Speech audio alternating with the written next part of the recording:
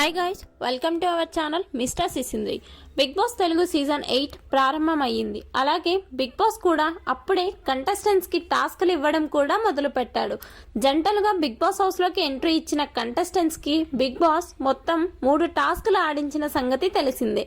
ఈ 3 టాస్కులు కూడా హీరో నాని, హీరో రానా, డైరెక్టర్ అనిల్ రావిపూడి చేతుల మీదుగా జరిగాయి. అయితే మొదటి టాస్క్ లో యష్మి, నిఖిల్ విన్నర్స్ కాగా ప్రేరణ, అభయ్ ఓడిపోయారు.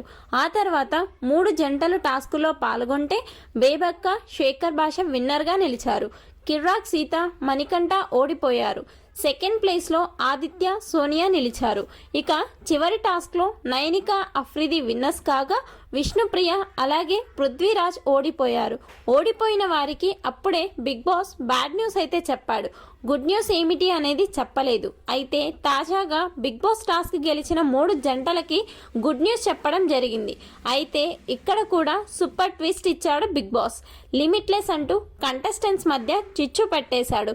బిగ్ బాస్ హౌస్ లో అత్యంత కీలకమైనది నామినేషన్స్.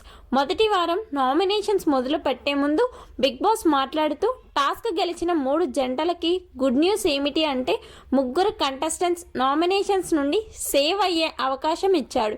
కానీ ఏ 3 సేవ్ అవ్వాలి, ఏ 3 నామినేషన్స్ లోకి వచ్చేది వారే నిర్ణయం తీసుకోవాలి అని కంటెస్టెంట్స్ చేతుల్లోనే పెట్టేశాడు.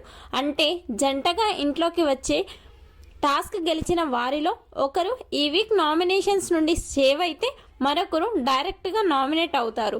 దీనితో బిగ్ బాస్ తొలి రోజే ఇచ్చిన దిమ్మ తిరిగే ట్విస్ట్తో హౌస్ మేట్స్ తలలు పట్టుకుంటున్నారు.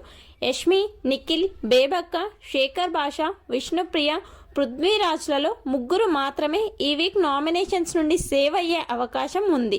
మీ అభిప్రాయం ప్రకారం ఏ 3 సేవ్ అవ్వాలి, ఏ 3 నామినేషన్స్లోకి రావాలి అని కోరుకుంటున్నారో కమెంట్స్ రూపంలో తెలపండి. Please subscribe our channel mister సిసింద్రి.